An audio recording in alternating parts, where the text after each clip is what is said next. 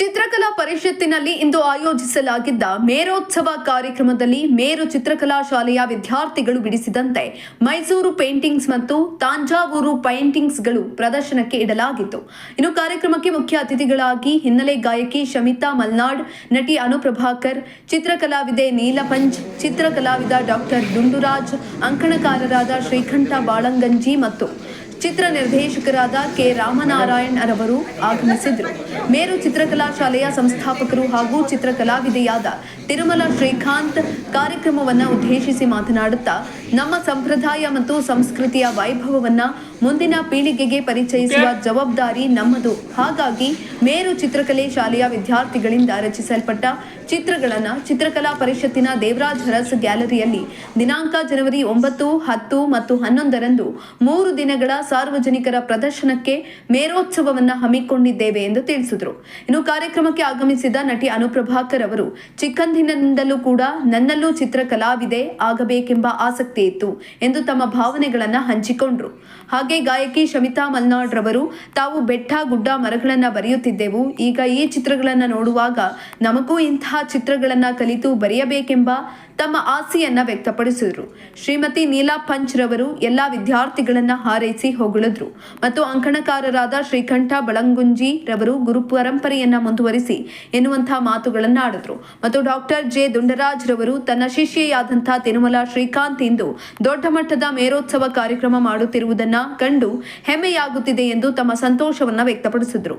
ಹಾಗೂ ಚಿತ್ರ ನಿರ್ದೇಶಕರಾದ ರಾಮನಾರಾಯಣ್ ಅವರು ತನ್ನ ಒಡಹುಟ್ಟಿದ ತಂಗಿಯಾದ ತಿರುಮಲ ಶ್ರೀಕಾಂತ್ ಸಾಮಾನ್ಯ ಗೃಹಿಣಿಯಾಗಿದ್ದು ತನ್ನ ಹವ್ಯಾಸದ ಚಿತ್ರಕಲೆಯನ್ನ ಇಂದು ಇಷ್ಟು ದೊಡ್ಡ ಮಟ್ಟದ ಮೇರೋತ್ಸವವನ್ನಾಗಿಸಲು ಅವಳ ಶಿಸ್ತು ಮತ್ತು ಶ್ರದ್ಧೆಯೇ ಈ ಸಾಧನೆಗೆ ಕಾರಣ ಎಂದು ತಿಳಿಸಿದರು.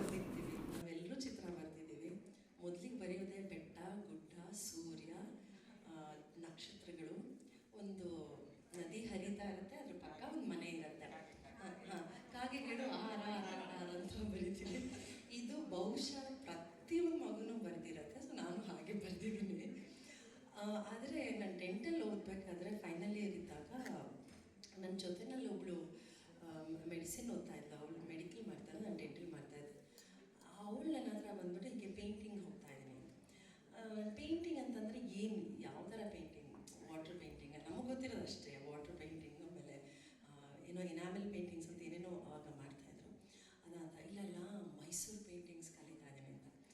ಅದ್ಯಾವ ಥರ ಇರುತ್ತೆ ಅಂದರೆ, ಇಲ್ಲ ಗೋಲ್ಡನ್ ಫಾಯಿಲ್ ಎಲ್ಲ ಇರುತ್ತೆ, ಗೋಲ್ಡ್ ಫಾಯಿಲ್ನ ಅದ್ರ ಮೇಲೆಲ್ಲ ಹಚ್ಚಿಬಿಟ್ಟು ಮಾಡ್ತಾರೆ. ಅಂದರೆ ತುಂಬ ಕಾಸ್ಟ್ಲಿ ಇರುತ್ತಲ್ವಾ ಅಂದೆ ನಾನು. ಇಲ್ಲ ಚೆನ್ನಾಗಿರುತ್ತೆ, ನಾನು ಕಲಿತಾ ಇದ್ದೀನಿ. ನನಗೂ ಅವಾಗ ಫಸ್ಟ್ ಟೈಮ್ ಕೇಳಿದ್ದು ಪೇಂಟಿಂಗ್ಸ್ ಬಗ್ಗೆ. ಬಟ್ ಡೆಫಿನೆಟ್ಲಿ ಖಂಡಿತ ಆಗಲೇ ಇಲ್ಲ, ನಾವು ಯಾವತ್ತೂ ಅದನ್ನ ಟ್ರೈ ಮಾಡೋಕ್ಕೂ ಆಗಲಿಲ್ಲ.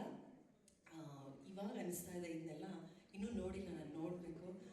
ಮಾಲವ್ರೆ, ನಾವು ಕಲಿತು ಅಟ್ಲೀಸ್ಟ್ ಒಂದನ್ನಾದರೂ ಮಾಡಿಬಿಟ್ಟು ಸಾಕು, ಕಾಗೆ ಹೀಗೆಲ್ಲ ಬರ್ತಿರೋದು, ಇದು ಒಂದನ್ನಾದರೂ ಮಾಡಿ ನಮ್ಮ ಮನೆಯಲ್ಲಿ ಆಗಬೇಕು ಅಂತ ಅಷ್ಟು ಚೆನ್ನಾಗಿ ಕಾಣಿಸ್ತಾ ಇದೆ ದೂರದಿಂದ. ಆಲ್ ದ ಬೆಸ್ಟ್ ನಿಮಗೆ. ಯಾಕೆಂದರೆ ನನಗೂ ಅಷ್ಟೇ, ಅನ್ನೋರಿರ್ಬೋದು, ಯಾರಿಗೇ ಆಗಿರ್ಬೋದು, ಒಬ್ಬರು ಗುರಿ ಇದ್ದೇ ಇರ್ತಾರೆ. ಹಿಂದೆ ಗುರು ಮುಂದೆ ಗುರಿ ಅಂತ ಹೇಳ್ತಾರಲ್ಲ, ಅದು ಸರ್ವಕಾಲಿಕ ಸತ್ಯ. ಅದು ಎಷ್ಟೇ ನಾವು ಏನೇ ಸಾಧನೆ ಮಾಡಿದರೂ ಗುರು ಬೇಕೇ ಬೇಕು.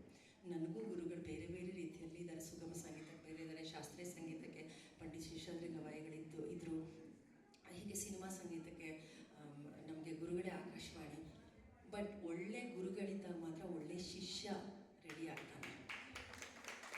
ಗುರುಗಳು ಸರಿಯಾಗಿ ಸಿಗಲಿಲ್ಲ ಅಂದರೆ ಎಂಥದ್ದೇ ಟ್ಯಾಲೆಂಟ್ ದೇವರು ಕೊಟ್ಟಿದ್ರು ಸಹ ಅದು ಸರಿಯಾಗಿ ಉಪಯೋಗಕ್ಕೆ ಬರೋದಿಲ್ಲ ಅಂತಲೇ ನಾನು ಅಂದ್ಕೊಂಡಿರೋದು. ಹಾಗಾಗಿ ಒಳ್ಳೆ ಗುರುಗಳು ಮಾನವರಿಗೆ ಸಿಕ್ಕಿದ್ದಾರೆ. ಅದ್ಭುತವಾದಂಥ ಗುರುಗಳು ಸಿಕ್ಕಿದ್ರಿಂದ ಒಳ್ಳೆ ಶಿಷ್ಯೆಯಾಗಿ ಅವ್ರು ತಯಾರಾದರು. ಈಗ ಅವರು ಒಳ್ಳೆ ಗುರುಗಳಾಗಿ ಅದ್ಭುತವಾದಂಥ ಶಿಷ್ಯರನ್ನು ಅವರು ತಯಾರು ಮಾಡ್ತಾ ಇದ್ದಾರೆ.